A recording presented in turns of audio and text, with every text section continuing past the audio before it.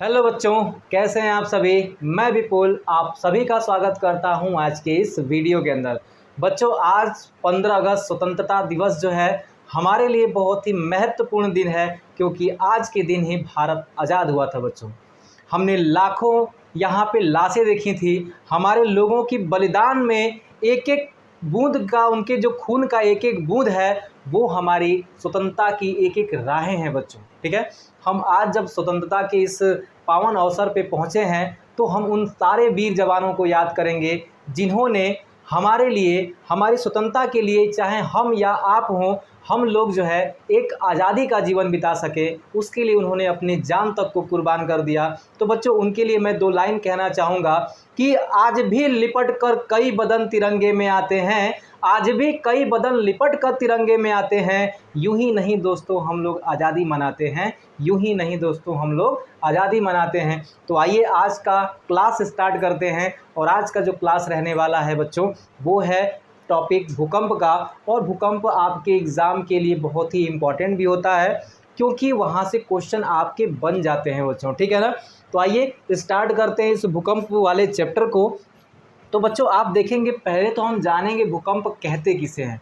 तो याद रखिएगा कि जो भूकंप होता है, पृथ्वी के अंदर से जो भी बाह्य बल या कह सकते हैं कि आंतरिक बल, याद रखिएगा पृथ्वी पर बच्चों दो प्रकार के बल कार्य करते हैं। एक होता है आंतरिक बल, जो कि पृथ्वी के अंदर से काम करता है, और एक होता है बच्चों बाह्य बल। और इन दोनों के कारण जो है पृथ्वी के सतह के ऊपर जो कंपन उत्पन्न होता है, उसे कहते हैं भूकंप। ठीक है, पृथ्वी के सतह के ऊपर जो कंपन स्टार्ट होता है, जो कंपन होता है, उसे कहते हैं भूकंप। आखिर ये कंपन क्यों होता है, किस प्रकार से होता है, क्या क्या कारण जिम्मेदार हैं बच्चों, ये सारी चीज़ें जो है आज के सेशन में देखने वाले हैं। ठीक है, तो सबसे पहले आप देखेंगे बच्चों कि भूकंप के बारे में जब हम पढ़ना स्टार्ट करते हैं, तो हमें पता है पृथ्वी के अंदर कुछ भी अगर हलचल होगा, पृथ्वी के प्लेटों में कोई भी हलचल होगी बच्चों, तो आप जो है उसका अनुभव अपने सतह पे या अपने घर के आसपास कहीं भी कर सकते हैं बच्चों। ठीक है ना।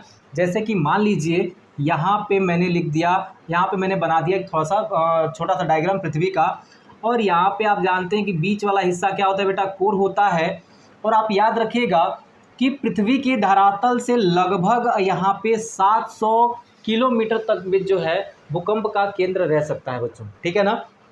अभी तक जो है 720 किलोमीटर नीचे तक जो है भूकंप मूल पाया गया है। याद रखिएगा, भूकंप जहाँ से बनना स्टार्ट होता है बच्चों, भूकंप जहाँ से प्रारंभ होता है भूकंप का, उसको कहते हैं यहाँ पे भूकंप मूल कहते हैं बच्चों। क्या कहते हैं? भूकंप मूल कहते हैं, जहाँ से भूकंप स्टार्ट होता है। याद रखेंगे, जहाँ से भूकंप स्टार्ट होता है बच्चों, उसको कहते हैं भूकंप मूल। और जस्ट इसके सामने, या कह सकते हैं एकदम 90 डिग्री पे, जो धरातल पे जहाँ पे वो अनुभव किया जाता है पहली बार, उसे क्या कहते हैं? अधिकेंद्र कहते हैं बच्चों। ठीक है ना, अधिकेंद्र कहते हैं। और याद रखेंगे, इसी अधिकेंद्र को हम भूकंप केंद्र भी कहते हैं बच्चों। ठीक है ना, याद क्या रखना है, इसे ही हम भूकंप केंद्र भी कहते हैं। ठीक है बच्चों, चलिए भूकंप केंद्र कहते हैं, मतलब भूकंप मूल मतलब वो होता है जहां भूकंप प्रारंभ हो रहा है, और पृथ्वी पर जहां पहली बार भूकंप का अनुभव होता है, उसे कहते हैं अधिकेंद्र। और वो अधिकेंद्र जो है बच्चों, इसके 90 डिग्री पे ही होता है, जस्ट इसके ऊपर ही होता है। और आप याद रखिएगा, यहाँ पे भूकंप की जो तरंगें होती काफ़ी तीव्र होती हैं। ठीक है बच्चों, अब चूंकि तरंगें होती हैं, तो इन तरंगों के बारे में थोड़ा सा हम लास्ट में चर्चा करेंगे। पहले जान तो लें ये भूकंप आते कैसे हैं, क्या कारण है आने का इसका। ठीक है, तो आइए हम जानते हैं कि भूकंप आते क्यों हैं बच्चों। ठीक है ना, तो चलिए भूकंप आने के कारणों में बच्चों अगर हम देखेंगे यहाँ पे, तो सबसे पहला कारण है ज्वालामुखी। ठीक है बच्चों, याद रखिएगा, मैं यहाँ पे लिखते जा रहा हूँ भूकंप के कारण। ठीक है ना, भूकंप के कारण बच्चों। ठीक है, भूकंप के कारण में याद रखेंगे पहला जो है आपका क्या होने वाला है, तो पहला याद रखिएगा ज्वालामुखी। क्या है, तो मैं यहाँ पे लिखते भी जा रहा हूँ, आप नोट्स बनाते चलिएगा। ठीक है बच्चों, ज्वालामुखी। ये ज्वाला जो मुखी है बच्चों, ये ज्वाला जो मुखी है, ये क्यों जो है भूकंप के लिए जिम्मेदार होता है, तो आप देखेंगे जब भी कोई ज्वालामुखी नीचे से फटता है बच्चों, ठीक है ना, मैंने आपको इससे पहले वाले वीडियो में पढ़ाया था कि जो ज्वालामुखी होता है उनमें संवहनी तरंगे जो होती है मेंटल के अंदर चलती हैं बच्चों, और मेंटल के अंदर जब लावा संवहनी तरंगों के रूप में चलता है, बाबू याद करिएगा कि वहाँ पे वो धीरे धीरे सतह को, आपकी जो ऊपरी प्लेट है, जो धरातली प्लेट है बच्चों, उन धरातली प्लेट को वो डिटेक्ट करती है बच्चों, ठीक है ना। वो धरातली प्लेट को तोड़ने का काम करती है, और जहाँ भी धरातल का कमज़ोर प्लेट पाती हैं वहाँ पे वो फोड़ करके बाहर आता है पूरा का पूरा मैग्मा, या कह सकते हैं लावा बच्चों, ठीक है ना। अगर वो पृथ्वी के अंदर है तो उसको हम मैग्मा कहते हैं, बाहर आ जाता है तो लावा के नाम से जानते हैं बच्चों, ठीक है ना। अब ज़रा ध्यान दीजिएगा, तो जैसे ही वो पृथ्वी के प्लेटों को तोड़ के बाहर आएगा तो प्लेटों में एक कंपन उत्पन्न होता है, और उसी कंपन के कारण क्या होता है, वो भूकंप आता है। क्योंकि भूकंप है क्या, प्लेटों में कंपन हुआ मतलब हमारे घरों में कंपन होगा, यानी हम कह देंगे ये क्या है, ये एक प्रकार की तरंग उत्पन्न हुई है, और तरंग जो है वो क्या कहलाएगी, भूकंप कहलाएगी। तो जाहिर सी बात है कि ज्वालामुखी, तो इसके उदाहरण के तौर पे आप ले सकते हैं बच्चों कि ज्वालामुखी का प्रभाव के रूप में कोई एक ऐसा उदाहरण अगर आपको देना हो कि कोई ऐसा ज्वालामुखी आया हो जो कि भयानक भूकंप लेके आया हो, तो मैं कह दूंगा कि 1883 के अंदर बच्चों, 1883 के अंदर क्राकाटोआ, याद रखेंगे, क्राकाटोआ जो है आपका, क्राकाटोआ जो ज्वालामुखी है, इसका जो भयानक एक उद्गार होता है बच्चों 1883 ईस्वी के अंदर, जावा और कह सकते हैं सुमात्रा के बीच जो सुंडा जल डमरू मध्य है बच्चों, उसके बीच ये क्राकाटोआ जल ज्वालामुखी वहाँ पे स्थित है। और जब ये फटता है तो आप याद रखिएगा बच्चों कि इसका जो पूरा का पूरा प्रभाव होता है वो यहाँ से, या कह सकते हैं जहाँ पे क्राकाटोआ बच्चों इंडोनेशिया के अंदर है, वहाँ से लगभग 1280 किलोमीटर दूर जो है बच्चों, आप कह सकते हैं कि दक्षिणी अमेरिका, कौन सा बच्चों, दक्षिणी अमेरिका, ठीक है बच्चों, दक्षिणी अमेरिका में इसका जो है प्रभाव देखा जाता है, ठीक है ना। अंतर प्रायद्वीप के अंदर जो है बच्चों यहाँ पे 1280 किलोमीटर दूर, यानी कि आप सोच सकते हैं कि एक ऐसा ज्वालामुखी जो कि लगभग 1200 किलोमीटर दूर जो है वो फटता है, और यहाँ तक उसकी तरंगे जो है वो अनुभव की जाती है। आप समझ सकते हैं कि किस प्रकार से इसने प्लेटों को डिफेक्ट किया होगा, और प्लेटें टूटने के बाद जो है जो कंपन उत्पन्न हुआ होगा वो कंपन कितना भयानक होगा। और बताया जाता है कि उस समय लगभग 30,000 लोग जो थे उस समय वो काल के ग्रास बन गए, यानी इस भूकंप के कारण वो जो है कह सकते हैं कि वो सारे लोग मारे गए, और बहुत ज़्यादा जो है जान माल का यहाँ पे खतरा भी उत्पन्न हुआ बच्चों, ठीक है ना, 1883 के अंदर। इसी प्रकार का एक भूकंप और आया था 1968 में बच्चों, ठीक है ना, 16 जनवरी 1968 में माउंट एटना, जो आप कह सकते सिसिली द्वीप जो है बच्चों, ठीक है ना, कहाँ पे है, सिसिली द्वीप पे है माउंट एटना बच्चों, ठीक है ना। कौन सा ज्वालामुखी, माउंट एटना, ये सारा मैंने लिखवाया था आपको। ये जो माउंट एटना ज्वालामुखी है ये 16 जनवरी 1968 को फटता है बहुत भयानक रूप से, और आप कह सकते हैं कि पूरा सिसिली द्वीप जो है वे भूकंप की वजह से प्रभावित रहा, और प्रभावित होने के साथ यहाँ बहुत ही जान माल का खतरा भी उत्पन्न हुआ बच्चों, ठीक है ना। तो आप देख सकते हैं किस प्रकार से ज्वालामुखी फटती हैं, तो प्लेटों में क्या होता है, हलचल उत्पन्न होता है, और उस हलचल के कारण जो है यहाँ पे भूकंप आने की संभावनाएं बनी रहती हैं बच्चों, ठीक है। तो आइए अगले कारण पे चलते हैं, और अगले कारण को यहाँ पे देखने का प्रयत्न करेंगे बच्चों, ठीक है ना। अब है अगला यहाँ पे भूपटल भ्रंश बच्चों, ठीक है, कौन सा है, भूपटल भ्रंश। अब देखिए ये क्या है, भूपटल भ्रंश क्या है आपका, ठीक है, दूसरा नंबर भूपटल भ्रंश, ठीक है ना। अब सुनिएगा यहाँ पे, भूमि के ऊपर जो भ्रंश है बच्चों वो पड़ते कैसे हैं, ताप दाब के प्रभाव से जो होता है, भूमि के ऊपर जो प्लेटें हैं बच्चों वो सिकुड़ती हैं फैलती हैं, सिकुड़ती हैं फैलती हैं, और इसी सिकुड़ने फैलने के कारण उसके अंदर दरार उत्पन्न होती है। जब वो प्लेटें टूटती है एक बार तो प्लेटों में कंपन उत्पन्न हो जाता है बच्चों, ठीक है ना, और उस कंपन के कारण जो है आप कह सकते हैं कि यहाँ पे बहुत ही भयानक भूकंप आ सकता है बच्चों, ठीक है। और इस प्रकार का जो संकुचन और कह सकते हैं कि फैलाव जो है वो पर्वत निर्माणकारी प्रक्रियाओं के लिए पर्वत निर्माणकारी जो बल होते हैं बच्चों वहाँ पे ज़्यादा प्रभावी होते हैं। जैसे कि आप देख सकते हैं जितने भी वलित पर्वत हैं बच्चों, नवीन वलित पर्वत जितने भी हैं वहाँ वे भी स्थिर नहीं है बच्चों, बल्कि उनकी ऊंचाई हमेशा बढ़ती रहती है, उसमें परिवर्तन होता रहता है, जिस कारण से प्लेटों में जो है बच्चों वो इस प्रकार के भ्रंश उत्पन्न होते रहते हैं और इस भ्रंश के कारण बच्चों भूकंप आने की संभावनाएं बनी रहती हैं। ठीक है, फिर देखेंगे यहाँ पे भू संतुलन। ठीक है बच्चों, यहाँ पे तीसरा जो यहाँ पे हम पॉइंट देखेंगे बच्चों भू संतुलन का है। ठीक है ना, भू संतुलन, भू संतुलन की अव्यवस्था, अव्यवस्था बच्चों, ठीक ना, व्यवस्था। यहाँ पे ज़रा ध्यान दीजिएगा, भू संतुलन की जो अव्यवस्था है उसके कारण भी बच्चों यहाँ पे भूकंप आते हैं। ये भू संतुलन की अव्यवस्था क्या है, मैंने अभी आपको बताया कि बच्चों होता क्या है, जब भी हमने बताया कि आपको जब मैं प्लेट टेक्टोनिक्स पढ़ा रहा था उस समय मैंने कहा कि पृथ्वी पूरा 7 प्लेटों से मिलकर के बनी है और वे सातों प्लेट जो हैं बच्चों वे गतिमान हैं। ठीक है ना, तो आप देखेंगे जो कोई प्लेट होगी एक दूसरे के अगर इस प्रकार से गतिमान हो सकती है या फिर इस प्रकार से गतिमान हो सकती है या फिर आप कह सकते हैं रूपांतरण रूप से गतिमान हो सकती है, वो भी मैं आपको यहाँ पे बताने वाला हूँ बच्चों। ठीक है ना, तो आप देखेंगे कि जब प्लेट जो है एक प्लेट दूसरे प्लेट के अंदर धंसती है बच्चों, क्योंकि जब एक दो प्लेटों का जब क्या होगा गति एक विपरीत दिशा में होगी तो जो भारी घनत्व वाला जो ज़्यादा घनत्व वाली प्लेट है वो कम घनत्व वाली प्लेट के नीचे घुसती है बच्चों। ठीक है ना, अगर घुसेगी तो आप एक बात याद रखिए कि ये वाली जो ऊपर वाली प्लेट है वो इसके ऊपर रगड़ पैदा करती है बच्चों, और रगड़ पैदा करने की वजह से पर्वतों का निर्माण होता है।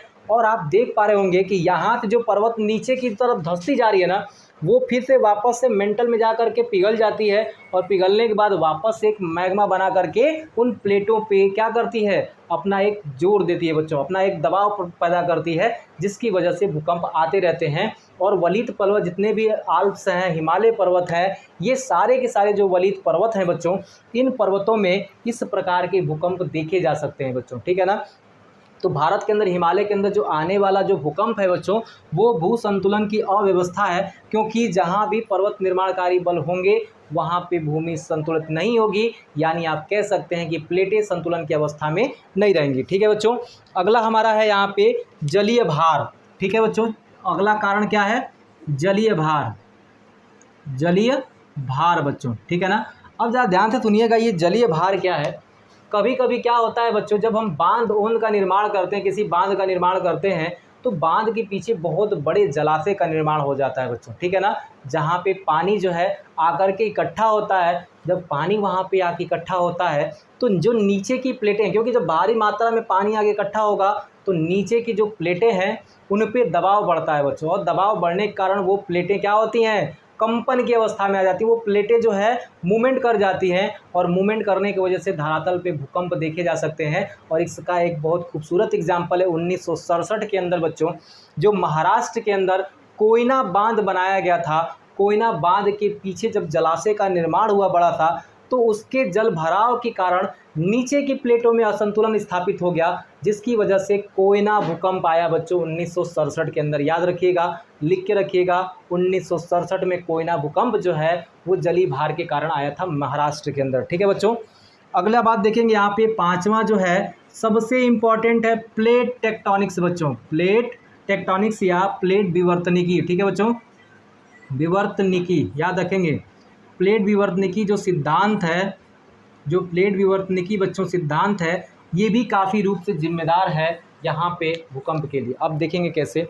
महासागरों में आपने देखा होगा कि जैसे कि हम अगर ले आंध्र महासागर, जिसको हम अटलांटिक महासागर भी कहते हैं, तो वहाँ पे प्लेट जो है बच्चों, दो प्लेटें हैं वो एक दूसरे से पीछे हटती हैं। ज़रा मैं आपको यहाँ पे लिखवा देता हूँ कि जो भी धरातल पे 7 प्लेटें हैं, 7 के अलावा जो छोटी प्लेटें भी हैं बच्चों, इनकी जो गतियाँ होती है वो 3 प्रकार की होती है बच्चों। ध्यान दीजिएगा, इन प्लेटों की गतियाँ मैं यहाँ पे लिख देता हूँ, प्लेटों की गतियाँ। ठीक है ना, प्लेटों की गतियाँ किस प्रकार की गति होती है, तो ज़रा ध्यान देंगे। तो यहाँ पे आप पहला नाम ले सकते हैं अभिसारी गति। ठीक है बच्चों, या फिर अभिसारी सीमा। ठीक है, अभिसारी सीमा बच्चों। ठीक है, ज़रा ध्यान दीजिएगा। दूसरा कौन सा है यहाँ पे, अपसारी सीमा। ठीक है बच्चों, अपसारी सीमा। ठीक है, अपसारी सीमा हो गया। तीसरा जो है रूपांतरण, ठीक है ना, रूपांतरण सीमा बच्चों, याद रखेंगे। रूपांतरण सीमा। ठीक है, जरा ध्यान से समझिएगा। ये 3 प्रकार की जो है प्लेटों की गतियाँ होती हैं। अब ये 3 गतियों में होता क्या है बच्चों, जो मैंने आपको बताया अभिसारी। मान लीजिए ये 2 प्लेटें हैं, तो अभिसारी का मतलब ये होता है कि जब 2 प्लेटें विपरीत दिशा में चलती हैं, इस प्रकार से 2 प्लेटें जब विपरीत दिशा में चलेंगी तो क्या होगा, यहाँ पे कहेंगे ये अभिसारी सीमा का निर्माण होता है। देखिए यहाँ पे जो एक सीमा बना दोनों के विपरीत चलने की वजह से, ये अभिसारी सीमा है। अगर कहता है कि अपसारी सीमा है, मतलब प्लेटों की गतियाँ क्या है, एक दूसरे से प्लेटें दूर जा रही हैं। एक दूसरे से जब प्लेटें दूर जाती हैं तो कहते हैं वो अपसारी सीमा है, और एक दूसरे के जब समीप प्लेटें आती हैं तो कहते हैं अभिसारी सीमा है। लेकिन बात अगर रूपांतरण की करें तो रूपांतरण में बच्चों अगर ये 2 प्लेटें हैं तो इन दोनों प्लेटों की जो गति होगी ना, ये क्या होगी, अगल बगल होगी बच्चों। ठीक है ना, यहाँ पे देख रहेंगे ना ये प्लेट इससे दूर जा रही है ना इसके समीप आ रही है, बल्कि हो क्या रहा है, इसके जो पार्श्विक गति हो रही है इनमें। ठीक है बच्चों, यानी कि ये दोनों प्लेटें इस प्रकार की गतियां कर रही हैं, इसको कहते हैं रूपांतरण सीमा बच्चों। ठीक है ना, तो प्लेटों की ये जो 3 गतियां हैं आपको पता चल गई। तो आप देखेंगे कि जब एक प्लेट क्या होगी, दूसरे के नीचे घुसेगी, तो जाहिर अगर ये प्लेट अगर इसके नीचे घुस रही है, मतलब एक दूसरे की तरफ आ रही है, तो जाहिर बात है ये किसी अन्य प्लेट से दूर जा रही होगी। ठीक है बच्चों, तो अगर मान लीजिए 2 प्लेटें एक दूसरे से दूर जाएंगी तो क्या होगा, जगह कम हो जाएगा बच्चों। यहाँ पे जगह खाली हुआ, बीच में जब जगह खाली होगा तो आप देखेंगे नीचे का जो दबाव था वो कम हो जाएगा, और दबाव कम होने के कारण जो है बच्चों आप देखेंगे पूरा का पूरा मैग्मा द्रव अवस्था में है और वो ऊपर की तरफ आ जाएगा, मतलब ज्वालामुखी के रूप में आएगा और प्लेटों में कंपन उत्पन्न हो जाएगा बच्चों। जब प्लेटों में कंपन उत्पन्न होगा तो आप कह सकते हैं कि प्लेट टेक्टोनिक सिद्धांत के कारण भी प्लेटों में कंपन होता है, क्योंकि प्लेट टेक्टोनिक कहता है बच्चों, सिद्धांत ये कहता है कि प्लेटें गतिमान हैं, और गतिमान होने के कारण जब प्लेटों में क्या होता है, किसी गति के कारण अवरोध उत्पन्न होता है बच्चों, तो प्लेटों में कंपन उत्पन्न होता है और उस कंपन के कारण जो है भूकंप जनित होता है। ठीक है, तो आइए अब जो है यहाँ पे हमने देख लिया कि क्या क्या कारण है। ठीक है, और ये एक बेसिक कारण था बच्चों। ठीक है ना, लेकिन सामान्य कारण अगर बात करें, सामान्य कारणों की बात करें कि भूकंप आने के सामान्य कारण कौन कौन से हो सकते हैं, याद रखिएगा इनके अलावा जो सामान्य कारण है, जैसे कि आप देखेंगे परमाणु बम वगैरह का जो हम आविष्कार करते हैं बच्चों, तो उसका परीक्षण करते समय भी क्या होता है कि वहाँ पे कंपन उत्पन्न होता है भयानक रूप से, और वो कंपन भी भूकंप जनित कर देता है बच्चों। ठीक है ना, दूसरी चीज़ अगर आप याद रखेंगे कि अगर कभी बड़े बड़े ग्लेशियर जो है वो टूट करके गिरना प्रारंभ कर देते हैं जब पहाड़ों से, उसकी वजह से भी जो है वहाँ पे आसपास के क्षेत्र में भूकंप देखने को मिलता है। खदान आदि जो भी खोदे गए हैं, जिनकी छतें अगर गिर जाती हैं बच्चों, तो उसकी वजह से भी आसपास के क्षेत्र में भूकंप का अनुभव किया जाता है। तो आप कह सकते हैं ये एक सामान्य घटना है जिसकी वजह से आसपास के क्षेत्रों में भूकंप का अनुभव किया जाता है बच्चों। ठीक है ना, अब यहाँ पे भूकंप जो है 2 प्रकार के होते हैं, एक होता है प्राकृतिक भूकंप और दूसरा होता है मानव जनित भूकंप।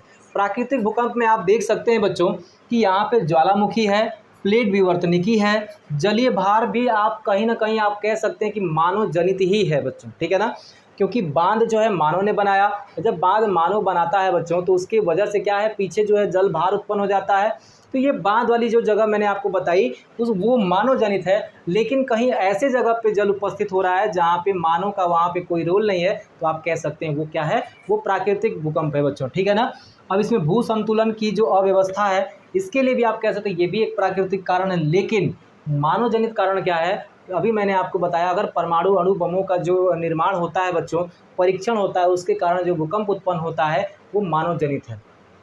या फिर आप कह सकते हैं कि किसी अन्य कारण जो मानव की गतिविधियों के द्वारा हो, जैसे हम कभी कभी कोयले की खदानें लंबी खोद देते हैं बच्चों, जिसकी वजह से ऊपर सपोर्ट न मिल पाने से वो नीचे की तरफ धंस जाता है, और जब नीचे की तरफ धंसता है बच्चों तो वहाँ पे जो है आप कह सकते हैं कि एक भारी मात्रा में भूकंप का अनुभव किया जाता है आसपास के क्षेत्रों के अंदर। ठीक है बच्चों, और एक कारण आप प्राकृतिक रूप से और ले सकते हैं। ठीक है ना, प्राकृतिक रूप से भूकंप का एक कारण और हो जाता है कि जब दरारों से होकर, जब प्लेटों की दरारों से होकर के जल जो है वो अंदर चला जाता है मैग्मा के साथ, तो आप देखे होंगे कभी भी कि जब भी गर्म चीज़ पे अगर पानी आप छिड़केंगे तो वाष्प बनता है, भाप बनता है बच्चों। ठीक है ना, तो जब पानी दरारों से रिस करके बच्चों ज्वालामुखी में पहुंच जाता है, मैग्मा में पहुंच जाता है, तो वहाँ पे एक गैस, मतलब आप कह सकते हैं वाष्प के रूप में वो जो पानी है ऊपर की तरफ उठता है और प्लेटों के ऊपर जो प्लेटें हैं बच्चों, उन प्लेटों पे दबाव डालता है और दबाव डालने की वजह से वो प्लेटें जो है असंतुलित हो जाती हैं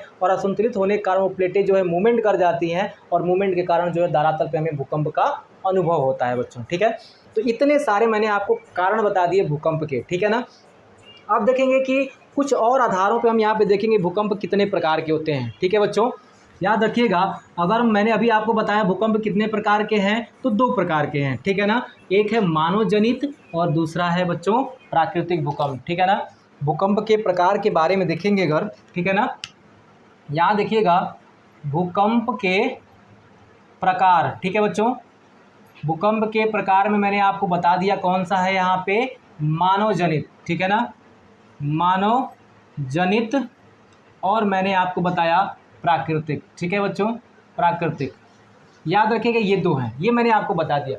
लेकिन अगर आपसे कोई पूछे स्थिति के आधार पे भूकंप कितने प्रकार के होते हैं तो कहना 3 प्रकार के। ठीक है ना, स्थिति के आधार पे, स्थिति के आधार पर, स्थिति के आधार पर भूकंप कितने प्रकार के होते हैं, भूकंप के प्रकार। तो याद रखेंगे स्थिति के आधार पर जब भी आपसे भूकंपों के प्रकार पूछेगा तो बच्चों आप सीधे सीधे कहना है आपको कि ये 3 प्रकार के होते हैं। ठीक है ना, 3 प्रकार के कौन कौन से होते हैं, सामान्य गहराई के भूकंप, स्थिति का मतलब कि कुछ ऊपर गहराई पे ही भूकंप उत्पन्न हो जाते हैं, कुछ उससे नीचे जाने पे उत्पन्न होते हैं और कुछ ज़्यादा नीचे जाने पे भूकंप उत्पन्न होता है।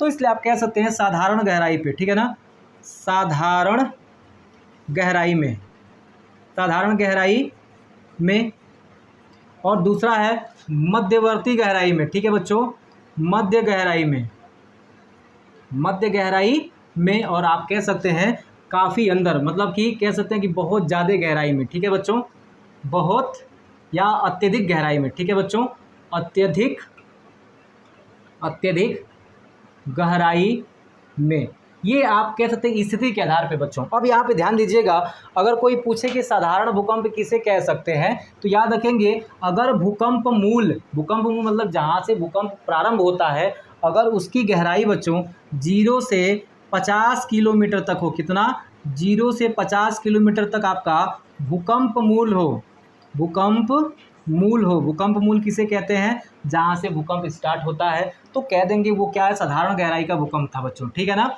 मध्यवर्ती गहराई का भूकंप किसे कहते हैं, अगर भूकंप मूल की जो गहराई है जहाँ से भूकंप स्टार्ट होता है वो 50 किलोमीटर से 250 किलोमीटर के मध्य होता है, तो क्या कहते हैं बच्चों, यहाँ पे मध्य गहराई का भूकंप कहते हैं। लेकिन वहीं भूकंप मूल जो है लगभग 250 किलोमीटर से लेकर के आपका 700 किलोमीटर के मध्य हो, तो हम कह देंगे कि वो अत्यधिक गहराई में उत्पन्न भूकंप है बच्चों। ठीक है ना, तो स्थिति के आधार पे 3 ये हैं, और भूकंप के जो नॉर्मली प्रकार हैं वो मानव जनित हैं और प्राकृतिक हैं। ठीक है, तो यहाँ से जो है आप बहुत ही आराम से सारी की सारी परिभाषाएं दे सकते हैं। तो एक बार फटाक से जो है आप इसका स्क्रीनशॉट ले लीजिए। ठीक है बच्चों, आगे देख लेते हैं।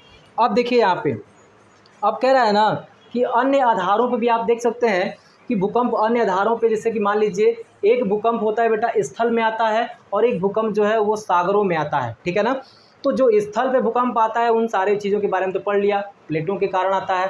तो स्थल में स्थल के अलावा जो सागरों में भूकंप आता है वो भी प्लेटों में हलचल के कारण आता है, क्योंकि जब मैंने आपको प्लेट टेक्टोनिक्स पढ़ाया था मैंने कहा था कि सागरों का और महाद्वीपों का प्लेट एक ही हो भी सकता है बच्चों। ठीक है ना, तो आप कह सकते हैं जैसे कि मान लीजिए यहाँ पे जो है एक प्लेट आपकी दी गई है और यहाँ पे बच्चों क्या है, यहाँ पे खाली वाले जो स्थान है, जो नीचे वाला स्थान है वहाँ पे अगर जल भर गया है और ऊपर वाला स्थान महाद्वीप बन गया है बच्चों, तो क्या ये प्लेटें अलग हो गई हैं क्या, वो प्लेटें तो एक ही है।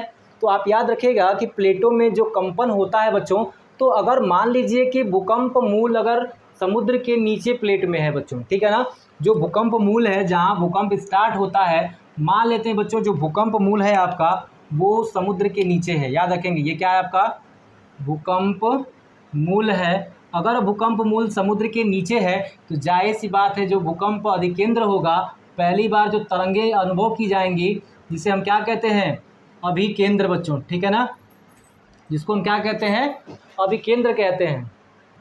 तो यहाँ पे जो है अगर आपका भूकंप यहाँ पे उत्पन्न हो रहा है बच्चों, तो जस्ट इसके ऊपर जो है भूकंप पहली बार अनुभव किया जाएगा। और याद रखिएगा जब सागरों के अंदर भूकंप उत्पन्न होता है बच्चों, जब सागरी प्लेटों पे भूकंप उत्पन्न होगा तो प्लेटों में हलचल के कारण वहाँ पे गड्ढा बन जाता है। याद रखेंगे, सागरों में जब भी भूकंप आएगा तो प्लेटों में हलचल के कारण वहाँ पे गड्ढा बन जाता है और सागरी जो जल होती है बच्चों, उस गड्ढे को भरने के लिए चारों तरफ से पहुँच जाती हैं, ठीक है ना। लेकिन ये हलचल कुछ ही मिनट बाद जो है बच्चों फिर से सीधा हो जाता है। तो याद रखेंगे, जैसे ही वो हलचल पूरी तरह से सीधा हो जाएगा तो प्लेटें फिर अपनी जगह पे आ जाती हैं।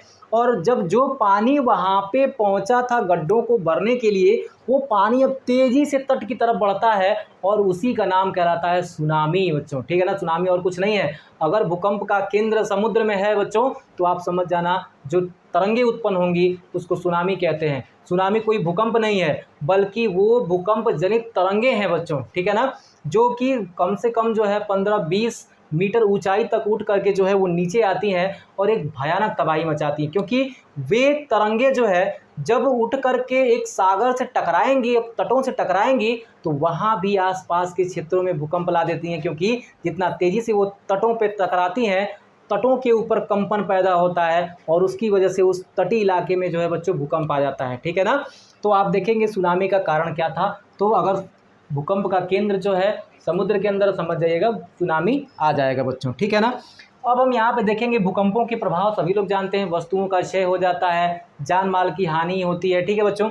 आपको मैं एक कहानी बता रहा हूँ 1819 की। 1819 के अंदर बच्चों एक भयानक भूकंप आया था, जो सागरी भूकंप कह सकते हैं आप, और जिसकी वजह से कच्छ में, जो कच्छ ज़िला है गुजरात का, वहाँ पे पानी पूरा का पूरा जो है जल प्लावित हो गया था। पूरा का पूरा जो है जल में लोग डूबने लगे थे। तभी जो है भूकंप के कारण जो है बच्चों वहाँ पे भूमि में उभार आ गया। क्योंकि भूकंप के कारण दो चीज़ें हो सकती हैं, या तो भूकंप के कारण भूमि वहाँ पे धंस सकती है, या फिर भूमि में क्या होगा, उभार आ जाएगा। भूमि में क्या होगा बेटा, उभार आ जाएगा। और ये भूमि में उभार के कारण जो है 24 किलोमीटर लंबी जो परत थी बच्चों, वे ऊपर उठ गई। और ऊपर उठने के कारण लोगों ने उस ऊंची भूमि के ऊपर खड़ा होकर के अपनी जान बचाई बाढ़ से। इसीलिए बहुत लोग का मानना था कि अल्लाह ने वो पूरे के पूरे भाग को ऊपर उठाया है, इसलिए उसे जो है आज भी आल्हा बांध कहते हैं बच्चों, ठीक है ना। अल्लाह बांध के नाम से जानते हैं उसे। अगर आप लोग जानते हो तो कोई पूछे अल्लाह बांध कहाँ पे है, तो गुजरात के कच्छ में है बच्चों, ठीक है। भूकंपों के द्वारा वो जो है वो भाग ऊपर उठ गया था बच्चों, ठीक है। तो यहाँ पे आपने ये सारी चीज़ें देख ली। अब ज़रा ध्यान दीजिएगा, भूकंपी तरंगों के बारे में पढ़ लेते हैं और यहाँ से जो है आपका सेशन जो है हम लोग समाप्त करेंगे, ठीक है ना। क्योंकि भूकंपी तरंगे जो है यहाँ से क्वेश्चन आपके एग्जाम में बार बार पूछा जाता है, ठीक है। तो ज़रा ध्यान देंगे भूकंपी तरंग, ठीक है। तो भूकंप के तरंग बच्चों, ठीक है ना, यहाँ पे दो चीज़ें आपको याद करनी पड़ेगी। भूकंप के जो तरंग होते हैं बच्चों वो 3 प्रकार के होते हैं, ठीक है ना। एक होती है प्राथमिक तरंग, प्राथमिक, यहाँ देखिएगा, प्राथमिक तरंग बच्चों, ठीक है ना। तरंग जिसे हम पी तरंगे भी कहते हैं, प्राइमरी तरंग, ठीक है ना बच्चों। दूसरी क्या होती है, द्वितीयक तरंग होती है बच्चों, द्वितीयक तरंग होती है, और इसे जो है हम एस से दिखाते हैं, ठीक है बच्चों। और एक होती है धरातलीय तरंग, धरातलीय तरंग, याद रखेंगे ये क्या है बच्चा, आपका एक धरातलीय तरंग है। अब दूसरी चीज़ यहाँ पे जानना है कि एक एक करके हम इन सबके बारे में देखते हैं बच्चों, ठीक है ना। प्राथमिक तरंग किसे कहते हैं, तो आप याद रखेंगे कि पहली बार भूकंप में जो तरंग उत्पन्न होती है उसे प्राथमिक तरंग कहते हैं। मतलब जहाँ से भूकंप प्रारंभ होता है और उसमें सबसे पहले जो तरंगें उत्पन्न होती हैं उसे कहते हैं प्राथमिक तरंग। और इनकी रफ्तार जो है इन तीनों से ज़्यादा होती है। पहला चीज़ क्या रखेंगे, क्या होगी, अन्य तरंगों से, यहाँ देखिए ग है बच्चों, ठीक है ना, अन्य तरंगों से अधिक वेग होती है इनकी, ठीक है बच्चों। अन्य तरंगों से अधिक वेग होती है, लगभग आप कह सकते हैं कि 7 से लेकर के 15 किलोमीटर तक हो सकती है, ठीक है बच्चों। दूसरा इसके बारे में आप याद रखेंगे, ठोस के अलावा जो है ये तरल में भी क्या होंगे बच्चों, संचरित हो सकते हैं, ठीक है ना, संचरित हो सकते हैं बच्चों, ठीक है ना। और आगे इसके बारे में और क्या याद रखेंगे, तो याद रखना है बच्चों कि धरातल पे सबसे पहले कौन तरंगें पहुंचती हैं, तो यही पहुंचती हैं बच्चों, ठीक है ना। धरातल पर सबसे पहले पहुंचती है, ठीक है ना, सबसे पहले पहुंचती है, पहुंचती है। याद रखेंगे, धरातल पे सबसे पहले पहुंचेगी। और ये किस प्रकार की तरंग होती है बच्चों? ये अनुदैर्घ्य होती है, ठीक है ना, अनुदैर्घ्य होती है बच्चों, ठीक है ना, अनुदैर्घ्य तरंगे होती हैं। याद रखिएगा, अनुदैर्घ्य तरंगे होती हैं। क्यों अनुदैर्घ्य कहते हैं बच्चों? अनुदैर्घ्य कहते किसे हैं? अगर आप किसी भी पत्थर को पानी के अंदर, शांत पानी के अंदर मारेंगे तो उसमें इस प्रकार की तरंगे उत्पन्न होती हैं, जो कि एक बार ऊपर एक बार नीचे, एक बार ऊपर एक बार नीचे जाती हैं। ऐसी तरंगों को हम कहते हैं अनुदैर्घ्य तरंग बच्चों, ठीक है ना। तो यहाँ पे प्राथमिक तरंग कैसी है? अनुदैर्घ्य तरंग है। धरातल पे सबसे पहले पहुँचती क्योंकि इसकी गति ज़्यादा है। दूसरी चीज़, यहाँ पे ठोसों के अलावा तरल में भी ये संचरित होती है और अन्य तरंगों से इसका वेग जो है अधिक है। अब आगे देखते हैं अगला वाला जो द्वितीयक तरंग है। यहाँ पे याद रखना है कि ये जो है प्रकाशिक तरंगों के रूप में होता है, यानी हम कह सकते हैं ये क्या है? अनुप्रस्थ है, ठीक है ना, अनुप्रस्थ तरंगे हैं बच्चों, ठीक है ना, अनुप्रस्थ तरंग है ये। और दूसरी चीज़ आप क्या याद रखेंगे बच्चों? ये केवल जो है ना, केवल ठोसों में ही क्या होती है? ठोस में प्रवाहित होती है, ठीक है ना, प्रवाहित या संचरित होती है, ठीक है ना, संचरित होती है, तरल में नहीं, ठीक है ना। क्या होगा बच्चों? तरल में नहीं, यानी केवल ठोस में होती है, तरल में नहीं होती है। तीसरी चीज़ इसके बारे में क्या याद रखेंगे बच्चों?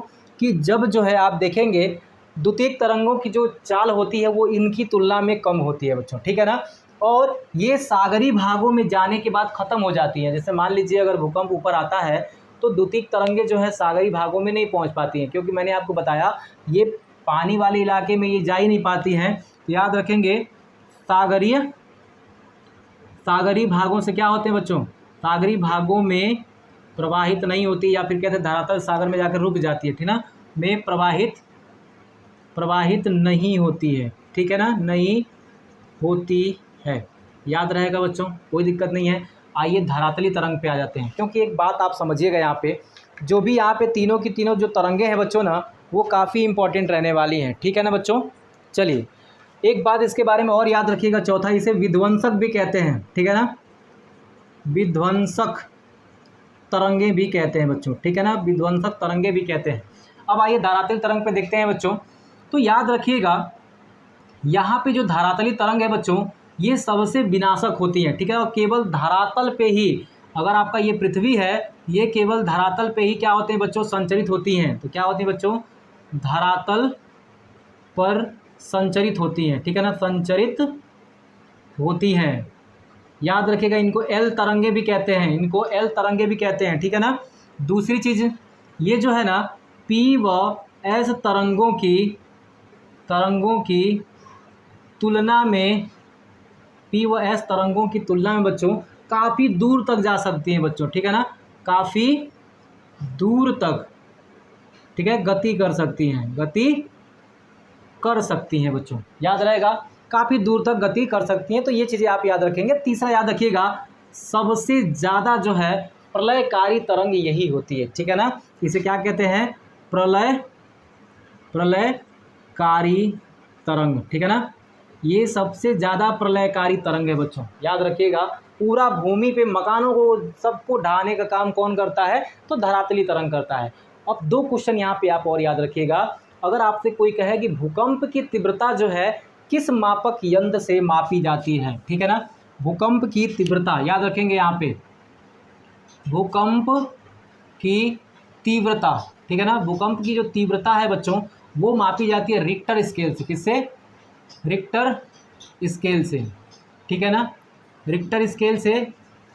और किससे मापी जाएगी? भूकंपी जो तीव्रता है बच्चों रिक्टर स्केल के अलावा जो है आपकी मरकाली से मापी जाती है, ठीक है ना, मरकाली। याद रखेंगे यहाँ पे क्या है? मरकाली स्केल याद रखेंगे यहाँ पे, क्योंकि रिक्टर तो सभी लोग जानते हैं, लेकिन मान लीजिए ऑप्शन में रिक्टर ना दे करके मरकाली दे दिया, तो आपको ये भी याद रखना है कि जो भूकंपी तीव्रता है वो मरकाली स्केल पे भी मापी जाती है। लेकिन भूकंप की जो तरंगे हैं याद रखिएगा, भूकंप की तरंगे किस पे देखी जाती हैं बच्चों? किस यंत्र पे देखी जाती हैं? तो सिस्मोग्राफ पे। किस पे? सिस्मोग्राफ पे। याद रखेंगे, भूकंप की तरंगे किस पे देखी जाती हैं बच्चों? सिस्मोग्राफ यंत्र पे देखी जाती है। और भूकंप की जो तीव्रता है रिक्टर स्केल या मार्केली स्केल पे मापी जाती है बच्चों। ठीक है, तो आज का सेशन बच्चों कैसा लगा है कमेंट करके सभी लोग ज़रूर बताइएगा, क्योंकि आज का जो सेशन है भूकंप के बारे में, इससे ज़्यादा आपके एग्जाम में कुछ नहीं आने वाला है। क्या कारण है भूकंप के, भूकंप कहते किसे हैं, कौन कौन सी तरंगे इसके लिए जिम्मेदार हैं, वो सारी चीज़ें मैंने आपको बच्चों यहाँ पे बता दी है। तो आज के लिए इतना ही। जय हिंद।